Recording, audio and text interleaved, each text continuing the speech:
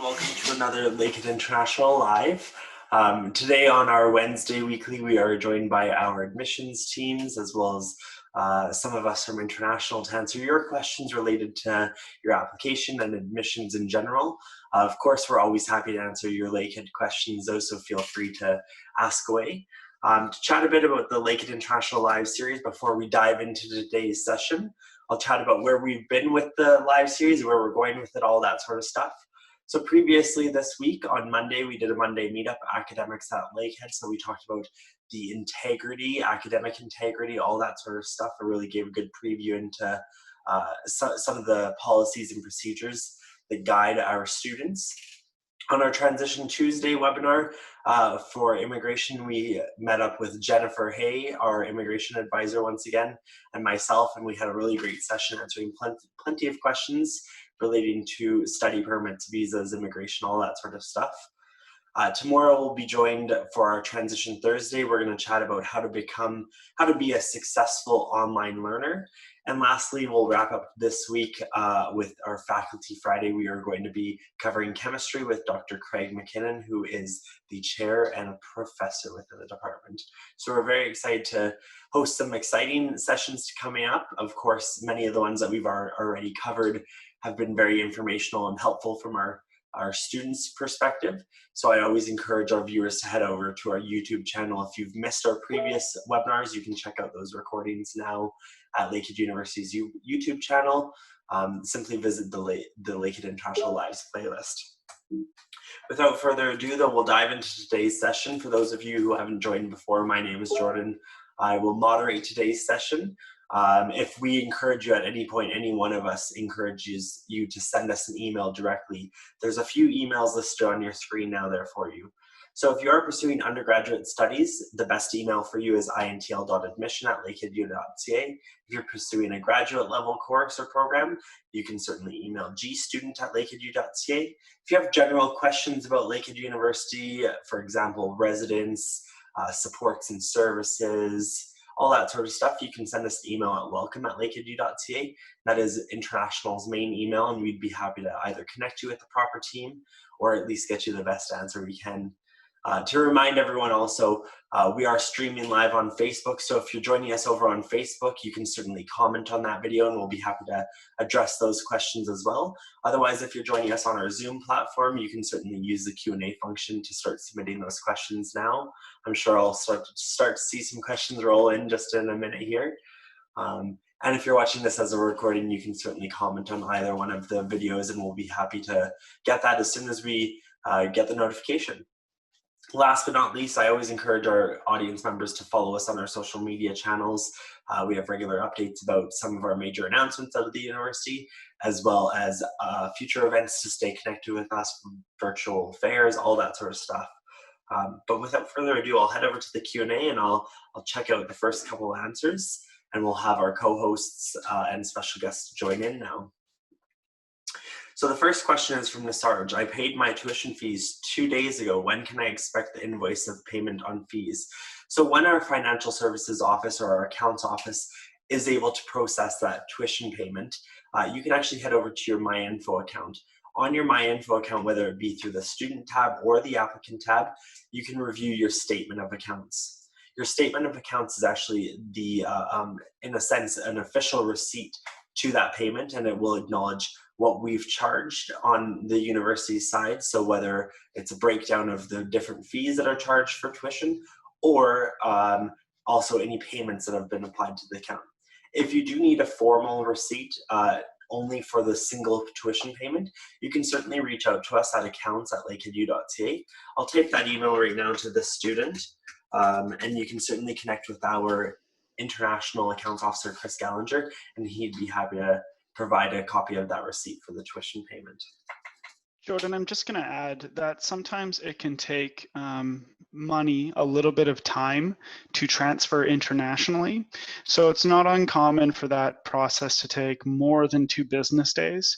And I would encourage that student to be patient, but if you don't hear something by, say, the end of this week, to reach out to our accounts team and just see if the money has made its way from the student's bank account through the international money systems and to Lakehead's bank account. Because I do know that Chris has told me in the past that that can take a few business days. For sure, and that's a really good note, and obviously something I could echo as well. I've heard the same thing from Chris and many of our folks that are in accounts that payments from around the world, of course, have different processing times. So to reiterate, yes, patience is definitely key.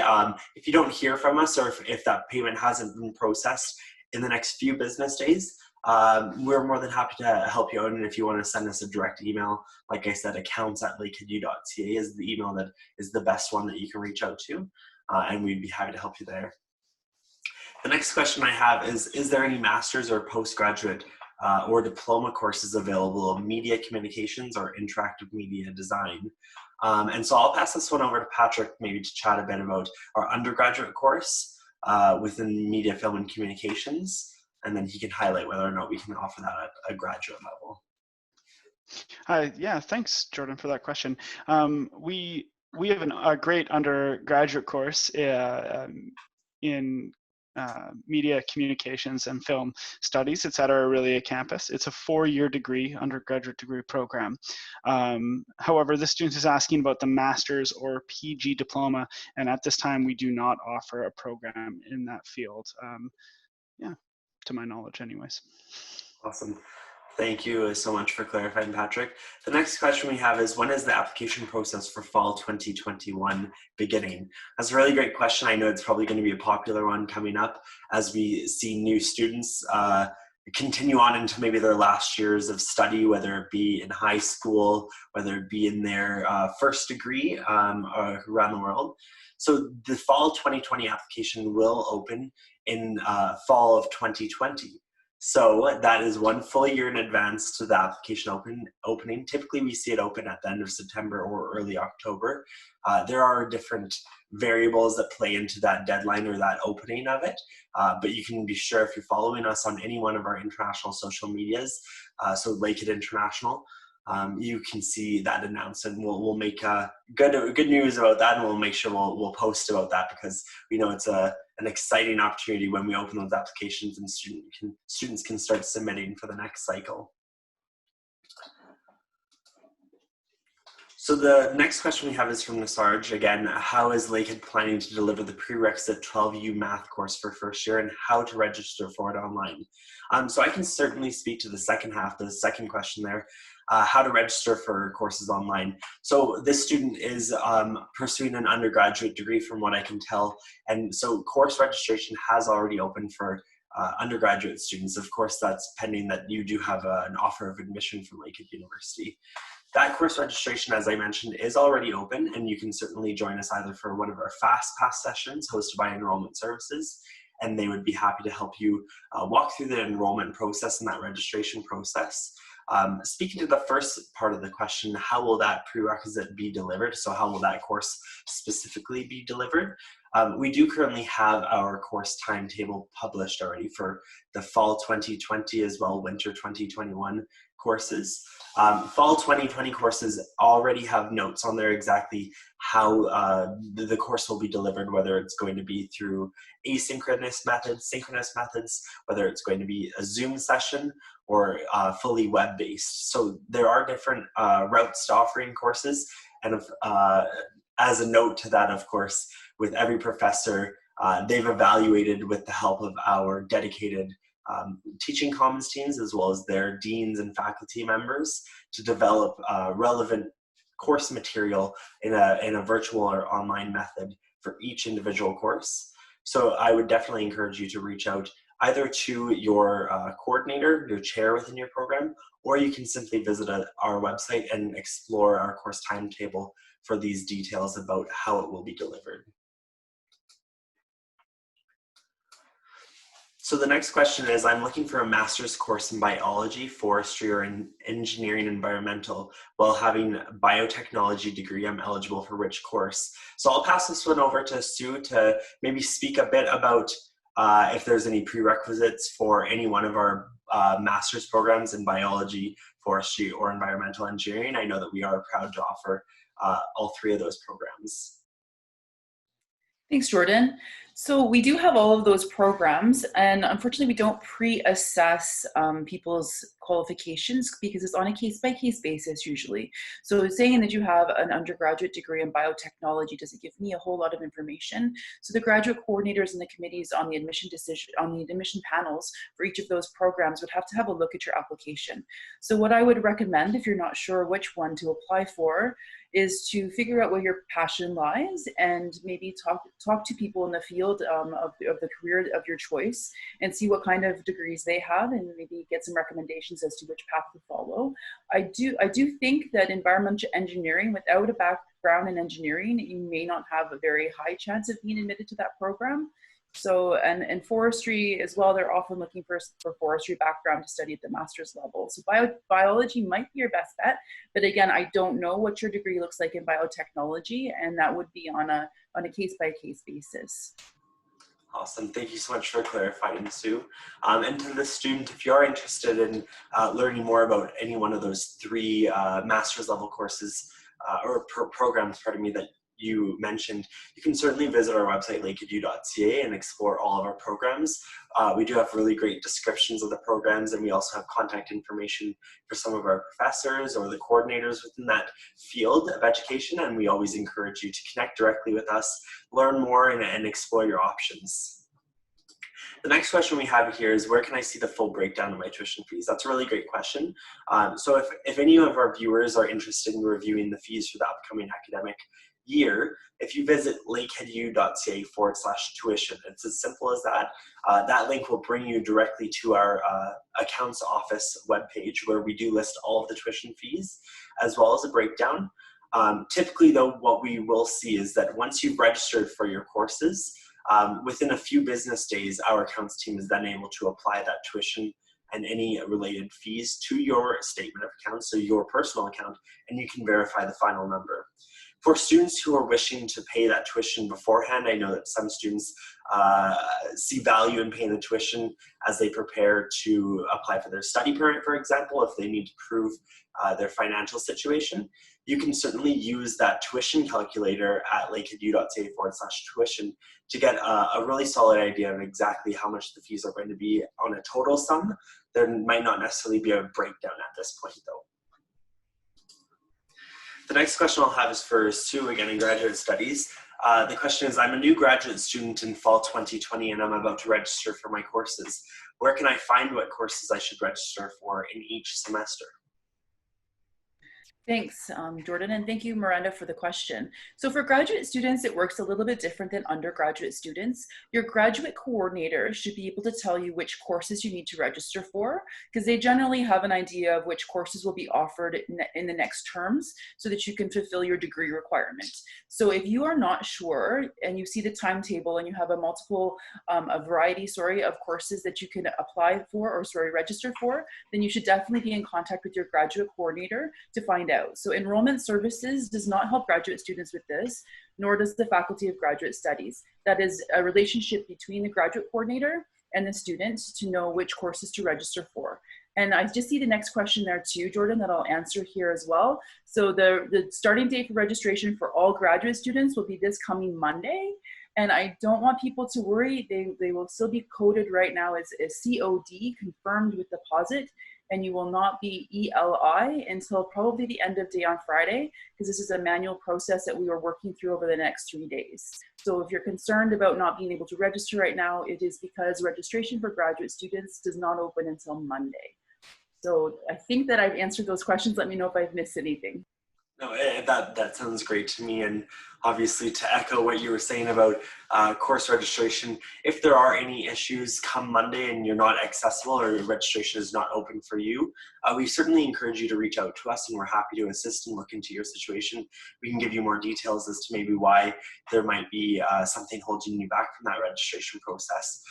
But nonetheless, we absolutely encourage you to connect with us if there are any issues in the coming days for that. Thanks, Jordan. And just another step that I should have said is if you have met all the conditions of your offer.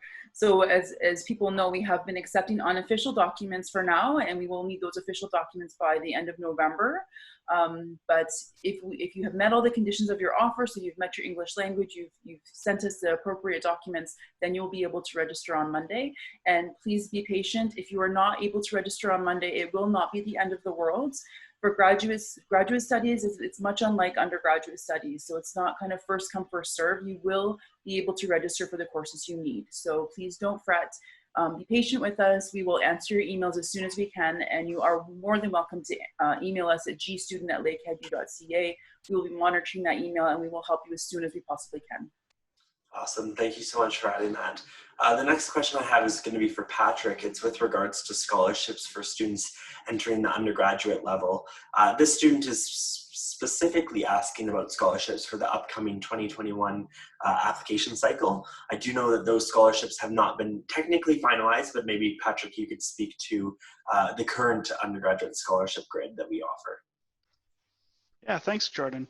Lakehead University has a really great scholarship program for undergraduate students. It's an automatic merit-based entrance award, and what that means is we award academic excellence based off of your final grades. Now, the key word there is final grades. So when you're applying, depending on which curriculum you're coming from, oftentimes students apply with what's called predicted grades or in progress grades. And our scholarships are assigned by our undergraduate admissions team once they receive the final grades. So once you receive, say, your final IB scores or your final transcripts, do submit those to us, and your scholarship will be updated. In general, the higher a student achieves with academics, the more money we give in scholarship value. And perhaps Natalie can chime in if I missed anything. Sure. So we do issue scholarships based on midterm grades, but not predicted grades. So if you do have midterm grades, depending on what curriculum you're coming from, if you are a high school student or an in-progress college or university transfer student, we do issue scholarships based on those midterm grades. If your average goes up with your final grades, then we can revise that scholarship to the highest grid. And what we do is we do convert your average to the Canadian equivalency. So what you're seeing online in terms of scholarship, that is converted based on the grading scale that your institution in whatever country you're from is using. We convert that to the Canadian equivalency. So scholarships are issued for any applicant with a 75% or higher average. And the higher your average, the higher your scholarship. Awesome. And thank you both for clarifying that. And of course, I actually noticed, Patrick, behind you, one of your banners is about our scholarship grid. For students who are interested in seeing our current scholarships, you can certainly visit lakeheadu.ca/international. So that is our international landing page for all things international. You can visit the Future Students tab. Within there, we have so many resources that are extremely helpful to our students. Specific to this topic, though, of course, we do have our scholarships and awards page where we do list any applicable scholarships and awards for undergraduate and graduate students, as well as applicable links. So if we don't technically offer the scholarship or the award, we will link to the proper Lakehead University department so you can learn more about how to access that information. And the next question we have is, do we have research opportunities at the undergraduate level? And I'll speak about this briefly. If anyone else has something to add, I would welcome that as well. But there are certainly plenty of research opportunities at the undergraduate level. It is, of course, taken into consideration which program you're pursuing. Some programs naturally have more research opportunities built directly into the courses. And others, of course, have more external opportunities where you might be able to go and work within the community. Something really exciting, though, and something that we're proud to be recognized is the fact that Lakehead University is recognized as the #1 undergraduate research university in Canada, and this recognition has come 5 years in a row now. So this year, of course, was our 5th year of receiving that recognition. So like I said, we're very proud of that because it speaks to the fact that we put a very large, significant effort into offering research opportunities at the undergraduate level. And of course, we offer those opportunities to our graduate students as well, as it is built more closely into many of their programs. If you are interested in learning about research opportunities specific to the program that you are interested in pursuing, I absolutely encourage you to reach out directly to the program chair or the program coordinator, specific to whichever one you're pursuing, and I'm sure they'd be happy to connect with you and coordinate some more information. If you would also like to reach out to us at International, so welcome@lakeheadu.ca is our general email. And we'd be happy to also provide more information as we do know some of the historical research opportunities and general experiences that students have been a part of.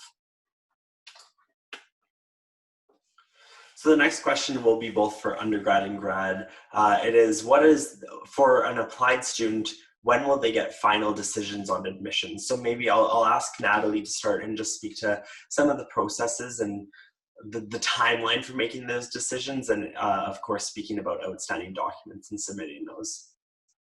Sure, thank you so much for your question. So at the undergraduate level, we do go out with offers on a rolling basis. So if you do have an active application and you have not received a decision and your application is showing as incomplete, it will mean that we are still waiting on documents. So you can check on your MyInfo to see what documents are outstanding and upload those to your MyInfo account, and we can continue the assessment of your application. If you have applied for our program, for example, nursing, that program is currently full and there is a wait list. So if you have applied to the nursing program and you see that you're on the wait list, that means your application is complete and you've been placed on the wait list.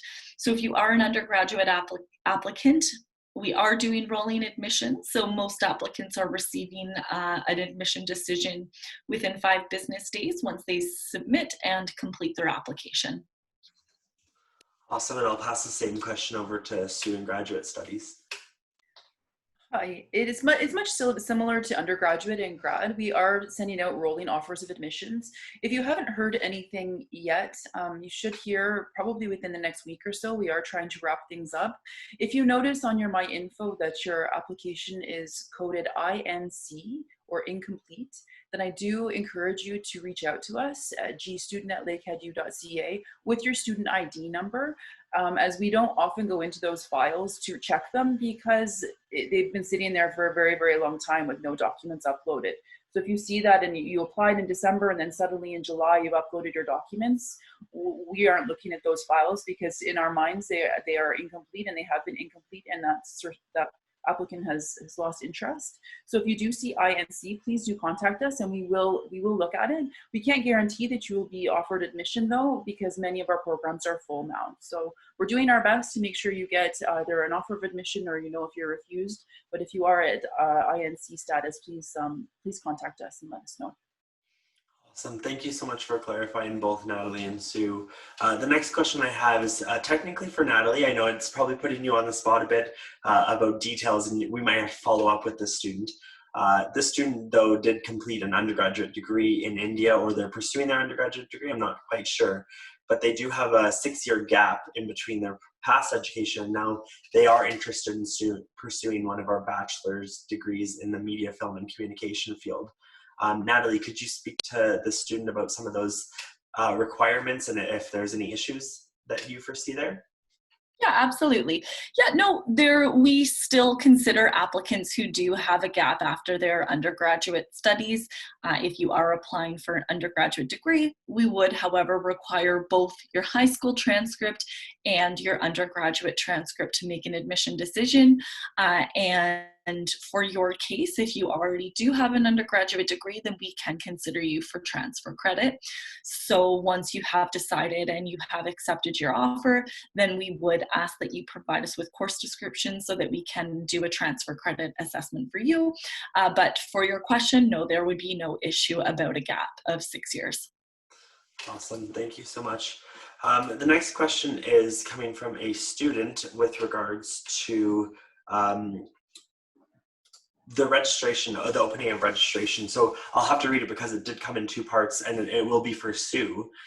So the student said they will be pursuing a master's in the upcoming year. They've already accepted their offer and submitted the documents. Their question is, when will they be eligible to register, and how will the semester work for classes at the graduate level? This student did further clarify that they will be pursuing the civil engineering master's. Okay, so I'm not entirely sure what's being asked. So they're looking for a deferral, or? So it's actually in our answered tab. If you head over to the Q&A, it's going to be in the bottom. It came in 2 parts, so I do apologize for the little confusion there.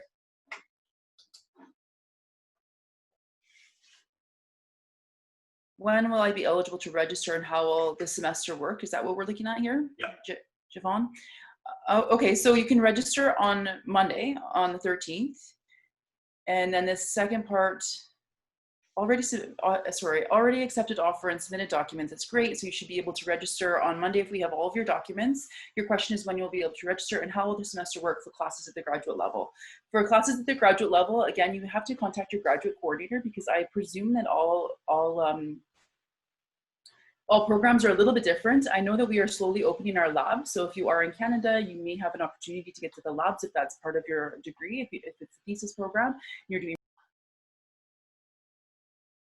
There was a second part to that, Jordan? I just clarified that they were pursuing civil engineering, but as you mentioned, it's best for them to connect directly with their graduate coordinator in civil engineering for details about how the semester will be conducted with regards to courses and potentially, as you said, labs. Yes, please. And mostly, I believe it will be online, but it is a good idea to connect with your graduate coordinator. For civil engineering, that's Dr. Sam Salem. Thank you. Awesome, thank you so much. The next question I have is from a student, as there is an option to opt out for some ancillary fees as a part of your tuition. So ancillary fees are fees associated with different supports and services and clubs on campus and at Lakehead University in general. There is options to opt out on certain fees. I encourage each student to explore the fees and understand who and what they're supporting. The question here is, as we're not going to be on campus using certain facilities or support services, should we opt out or request for that particular feedback? To that student, I request that you explore exactly what that fee is supporting and how you might access it. Many of our supports and services, if not almost all of them, have moved virtually or remote. Of course, when you mention our gym facilities or athletic facilities, of course, that cannot necessarily be done remotely if you're looking to use some of the cardio equipment or weightlifting equipment. But I do know that our athletics team has been offering some really exciting and online workout programs and events that they've been hosting, maybe via Instagram Live or Zoom webinars. So there's definitely opportunities to still stay connected and access some of those supports. But as I mentioned, I certainly encourage each student, if they are looking at those ancillary fees, to explore and understand what each fee is associated with and how that fee or that money will support that service. The next question is another one for Sue. It's, is it possible to extend the deadline for deferral from fall to spring semester due to unclear situation of the study permit for graduate students? Right now, that is not an option, unfortunately. If you have your offer of admission for fall, we're only deferring that offer of admission until winter right now, not into the spring. Awesome, thank you so much for clarifying. The next question is from Ali. It's scholarships for international graduate students. They've already applied for their graduate program and their decision is still pending.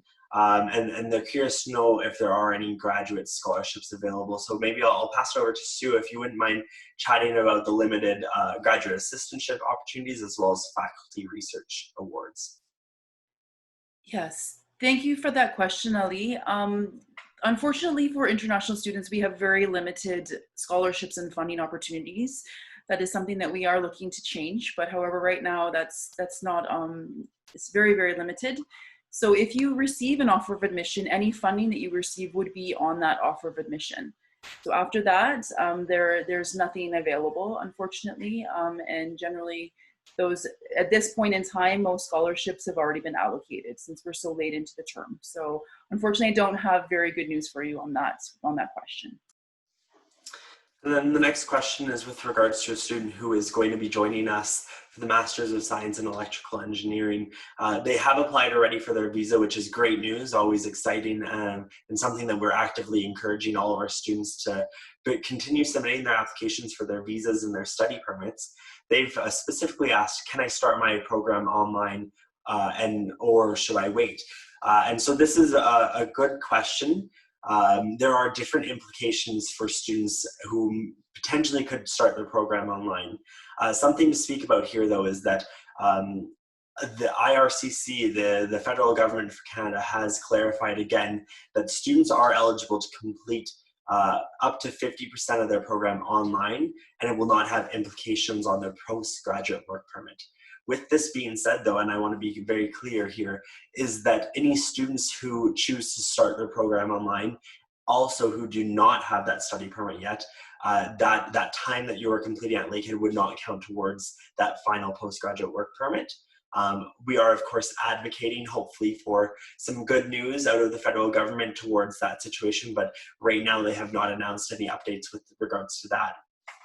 For students pursuing an undergraduate course, though, where you could potentially, you're going to be in a 4-year program, for example, and if you were to start without your study permit and even do 1 semester online with no study permit, and then you join us, for example, in the winter with your study permit, that means that you would still have 3.5 years that would count towards your postgraduate work permit, which is great news because then you would most likely potentially be able to access the full postgraduate work permit, which is an open work permit for 3 years. But then again, for students at the graduate level, it's something that you need to evaluate. I certainly encourage you to join us on our Transition Tuesday sessions for immigration with Jennifer Hay, our in-house immigration advisor, and we can certainly go through some of these as well. The second part of that question is, what if the border is closed and I cannot come into Canada? What should I do then? And of course, that is something that we've taken into consideration that we're actively monitoring. So some students already who have their study permit or their visa and they've received it before the deadline, I believe it was March 18th, if I'm not mistaken, or it's middle of March at least, they've received notice that they are eligible to still join us here in Canada. Of course, with border closures, it's something that you need to evaluate and see if you are even eligible to join us in person. If we can be of any assistance, so I certainly encourage you to reach out to us directly. So I'm just going to read through some of these more lengthy questions. I do see a question for undergraduate admissions, though, first. It is, I want to pursue a BBA after my 12th grade. So what is the overall undergraduate fee for this course? I apologize, it's actually not necessarily a question for Natalie. I didn't see the second part there. So any students that are interested in getting a rough idea towards their tuition, whether it be undergrad or grad, I certainly encourage you to visit our website, lakeheadu.ca/tuition. You can use the tuition calculator online to then explore the fees in any one of our programs for this upcoming academic year. Of course, you've mentioned that you will be entering your 12th year, and then you're hoping to pursue that BBA. At that point, what I would recommend is that you do take into consideration the fact that each year Lakehead does, as any Canadian institution, as any institution around the world, they do evaluate their tuition fees and their fee structure, and there may be nominal increases. So the fee structure for this upcoming year has already been published, as I mentioned. If you're planning for joining us in a subsequent year, you can certainly take that into a rough estimate, keeping in mind that fees typically do have a nominal increase each year. So I'm just reading through some more of the questions here. So another question about study permits. I'm a grad student from India. I have not received my study permit, but can I begin online? And when I receive my study permit, can I upload it? Is this option available? And so for students that are interested in joining us without a study permit, we do have clarity that you are eligible to study from your home country and join us online, of course, without that study permit. As I previously mentioned, though, this may have implications towards your postgraduate work permit and the eligibility towards the length of time. We do know that students who are pursuing any one of our programs can complete their program up to 50% of their program online, and then they do need to join us in country for the remainder of that.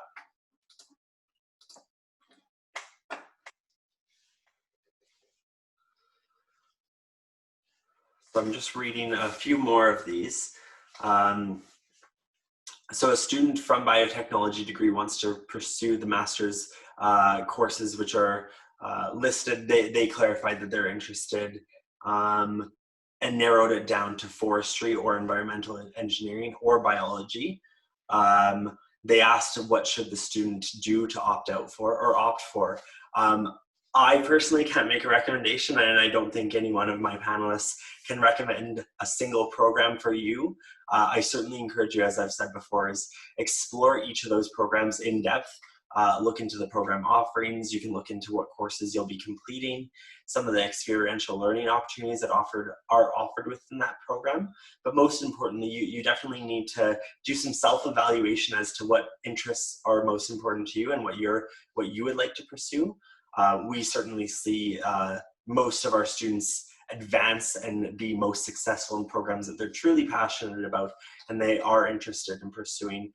We certainly would never encourage a student to join a program just to join a program because we've said so. We want students to join them knowing that it's something that they truly want to learn about and they're willing to expand their knowledge on, because that's where, again, we'll see students be most successful in those courses. So the next question is, due to COVID-19, IELTS is not being conducted in India until August. So can we pay for fall 2021 without IELTS course? So I'll pass it over to Natalie to maybe chat about our Duolingo English test and some of the updated policies around English language requirements. Sure, thank you so much for this question. So because IELTS has been canceled in many countries around the world, temporarily we are accepting the Duolingo English test with a score of 110 for most of our programs, however, 120 for our nursing program and our education program. So you can complete the Duolingo English test online, and those results are sent directly to Lakehead once they are scored and complete. So that will be an option for you if you are unable to write the IELTS. And the next question is also for you, Natalie. It's with regards to a student who plans to apply for the fall 2021 intake. They're curious to know, based on the fact that their school was moved online in the last few months, and they don't anticipate to be back in their 12th grade until September or October, how will we use those marks towards their scholarship offers? Or if you could clarify when we will start to use their 12th grade marks. Sure. So yeah, I'm not sure if you're talking about grade 11, like if you'll have only grade 11 grades, but our scholarships cannot be issued using predicted grades. We can only use midterm grades or pre-board results since you are in India. If you don't have these grades, you can still apply and we can still assess your application using the predicted grades. However, once you do have your pre-boards or your midterms, you can submit an updated transcript and then we can assess you for the scholarship at that time. We don't need to wait until those final results are released. We can reassess you, let's say in January or February. Once you do have midterm grades, we can reassess you for a scholarship at that point. However, predicted grades cannot be used for a scholarship. Thank you so much for clarifying, Natalie. The next question is going to be for Stu. It's a student who is joining us, hopefully from Malaysia. They graduated in Malaysia with a 3 years bachelor program, and they're curious to know if they would be eligible to apply for one of our master's or graduate programs. Yes, unfortunately, a 3-year bachelor degree does not meet our minimum requirements. We do require a 4-year degree from Malaysia.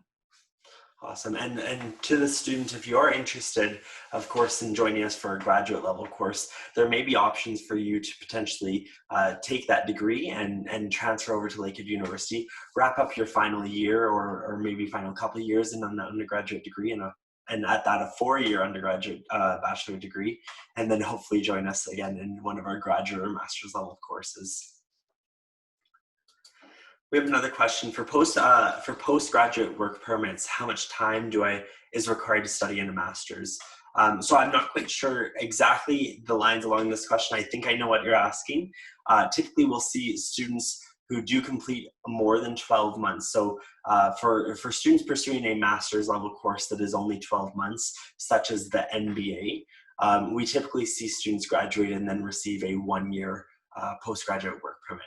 If you do complete more than 12 months, for example, the MBA with Advanced Studies in Management, which is 16 months and above, so when you complete a 2-year master's course, typically we'll see the full postgraduate work permit of 3 years being offered to students.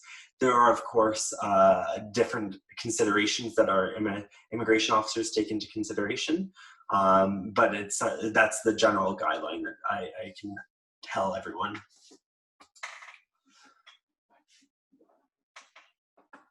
So then we have another question. Since I'm a non-maths humanities student, which is a better option for me, a bachelor's of business administration or a bachelor's of management studies? And so to speak to that a bit, Lakehead University offers a few different business degrees at the undergraduate level. The Bachelor of Management Studies is not included in there. So we do offer an honors Bachelor of Commerce, which is a 4-year honors program where you do then get to select a major. We offer, I believe it is upwards of 8 majors. I actually am a graduate of that program. I would highly recommend it. I graduated with my HVCom in marketing, as well as a minor in human resources and industrial relations. But there is also the Bachelor's of Business Administration, which is in some cases a 3-year program, or in other cases it can be stretched out over a 4-year program or a 4-year bachelor's degree. It's certainly something I encourage you as an individual to explore and see which route you are interested in taking. If you visit lakeheadu.ca and visit our programs, all you have to do is search business, pull up those programs, explore the different majors. We've also recently been joined by the Faculty of Business Administration. We are joined by David Richards, who is the Dean, and Dr. Claudio Pusa, who is one of the graduate coordinators, as well as an associate professor within the faculty. And we had a really great Faculty Friday live session where we dove into the program. We chatted about the experiential learning opportunities, the success of our students, and where we've seen them go in the past few years. That recording for our Faculty Friday with Faculty of Business Administration is on our YouTube channel. So if you visit Lakehead University's YouTube channel and go to the Lakehead International Lives playlist, you can certainly check that out there. Jordan, I will also comment, since the student is in the humanities stream and doesn't have mathematics. So for our business program, the prerequisites do include English and math. However, applicants with no math still are considered. However, there is an additional mathematics class that they do need to take. So because you are a humanities student, as long as you meet our minimum admission average requirement, then you can still be considered for our Honors Bachelor of Commerce program. Awesome. Thank you so much, Natalie, for clarifying. The next question is a follow-up to a few that we've answered about a student who does have their biotechnology degree, undergraduate degree, and they're interested in pursuing one of 3 of our master's programs. Unfortunately, to reiterate, and Sue can correct me if I'm wrong, we do not do pre-assessments for graduate level students. You can certainly, what we would encourage is, once again, to consider which program you would be most interested in, whichever one you're most interested in applying towards. Submit that application, and once we get that application and all of the supporting documentation that's required as a part of that application, we'll certainly assess you for admissions. Maybe, Sue, I'll ask you to clarify, if a student applies, for example, to one master's course, and then they have a change of heart and they realize that they might be interested in pursuing a different master's course, are they able to change that application midway through, or do they have to submit a secondary application? I don't recommend them changing it halfway through, because that creates some confusion with the admission committees. If you want to make 3 applications at $100 Canadian each, you could apply to each of those programs. But I do recommend doing a little bit more research into what the graduate coordinators will accept. You also have to remember that the biology program is a thesis-based program, and it is very competitive.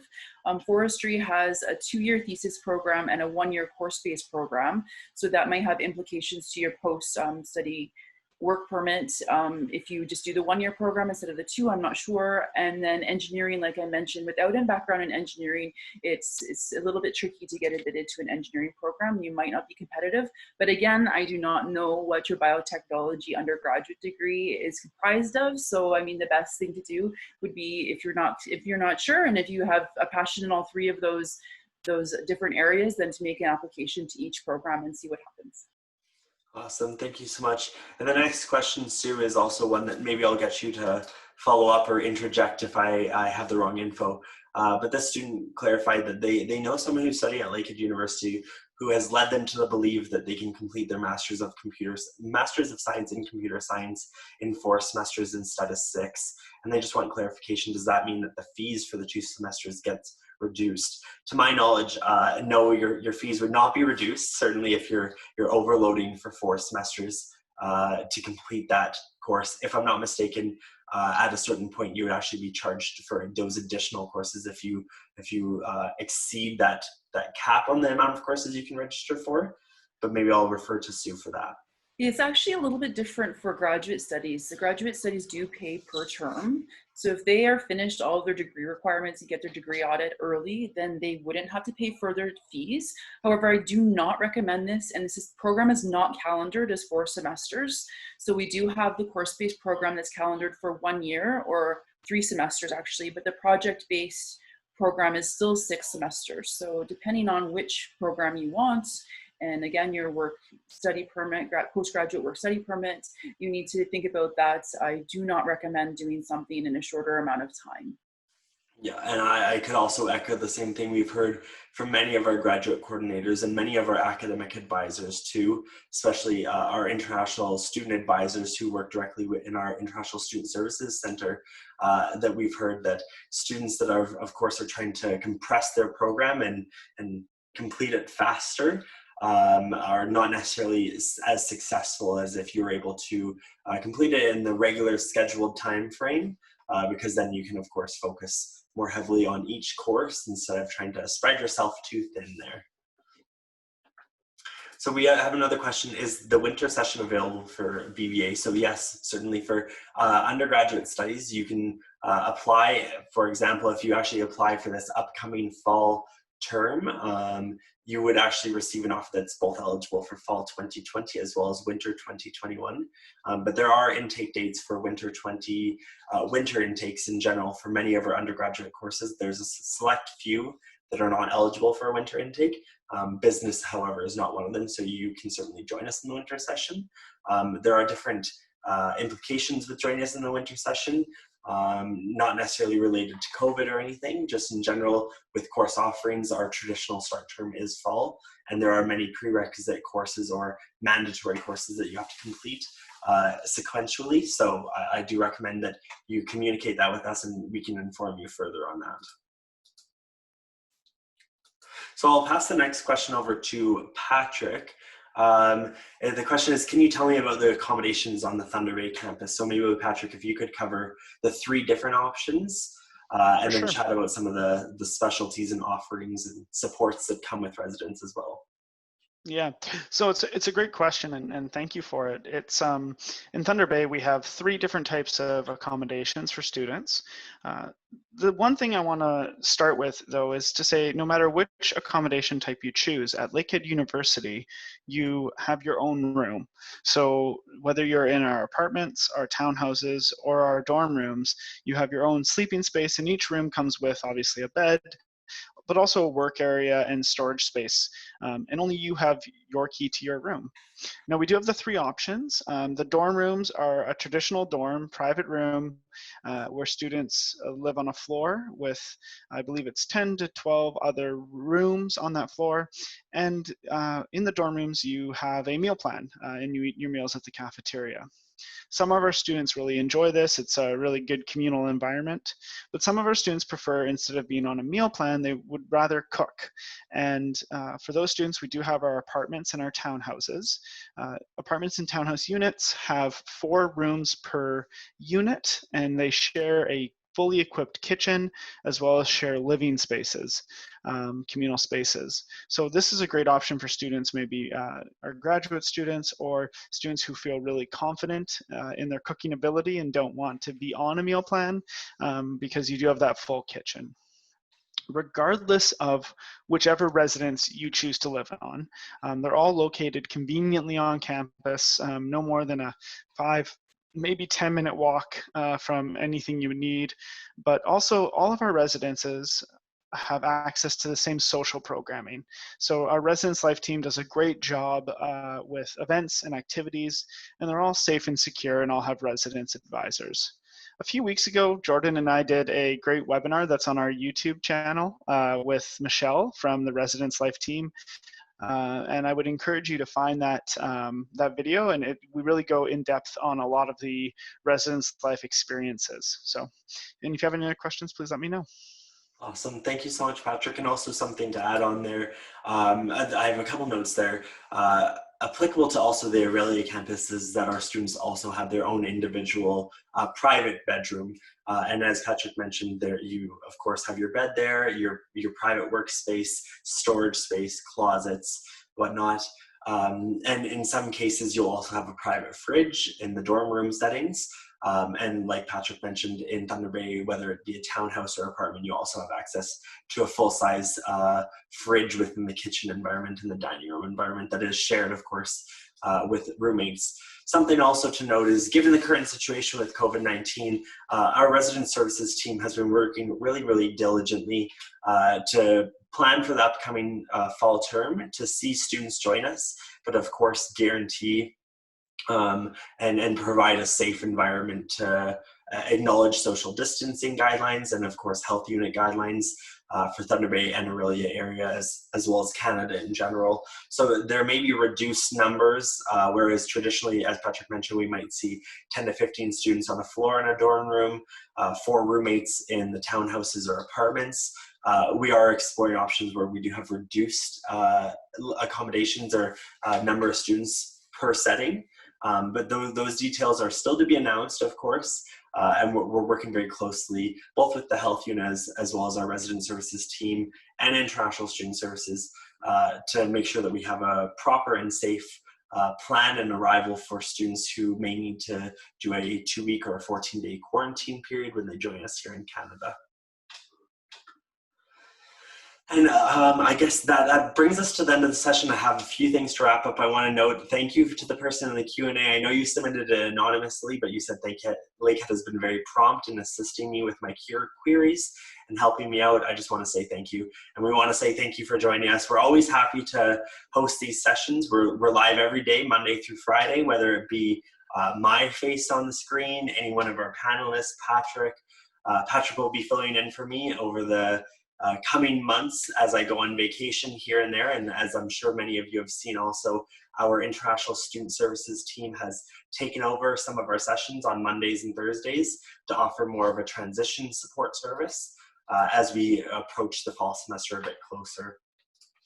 To wrap up today's session, I always remind our viewers to follow us on our social media channels.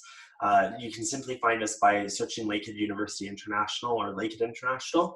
You will locate one of our channels on Facebook, Instagram, Twitter, YouTube, as well as for those of you joining in China, we're also on Weibo, WeChat, and Youku.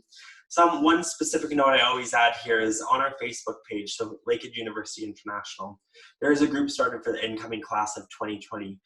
If I'm not mistaken, we're roughly nearing 450 incoming students on that group, which is really exciting to see such a large group already on that page a few months out already. And we've seen great conversations happening on there, whether it be students who are meeting future classmates or people within their program, potential roommates, or even, and I've seen this and I've heard about these examples of students meeting friends back home. So whether they've joined us, for example, from Honduras, they might meet someone who's in the same city as them, even potentially blocks away from them. And so it's great to see that you're establishing these connections with your fellow future Lakehead classmates and peers before you even arrive. Last but not least, I always encourage our viewers to take a virtual campus tour. Once you take that tour, I'm sure you'll be set on Lakehead just like we all are. lakeheadu.ca/tours is the most accessible link to get there. And the virtual campus tour can be completed at your own pace from the convenience of your own home. There's no appointments necessary. So you can end today's webinar, head over to that link, start it for a few minutes, and then if you have to wrap it up, and then join us again tomorrow or even in a few days from now to finish that virtual tour, either our Aurelia or Thunder Bay campus, all the power to you. Otherwise, I will wrap it up here and say thank you again for joining us. Thank you to my special guests for joining for another Wednesday Weekly. I know we had a quick hiatus there for a holiday here in Canada, but we'll be back again next week to answer your admissions and application related questions. Thanks again, and bye for now.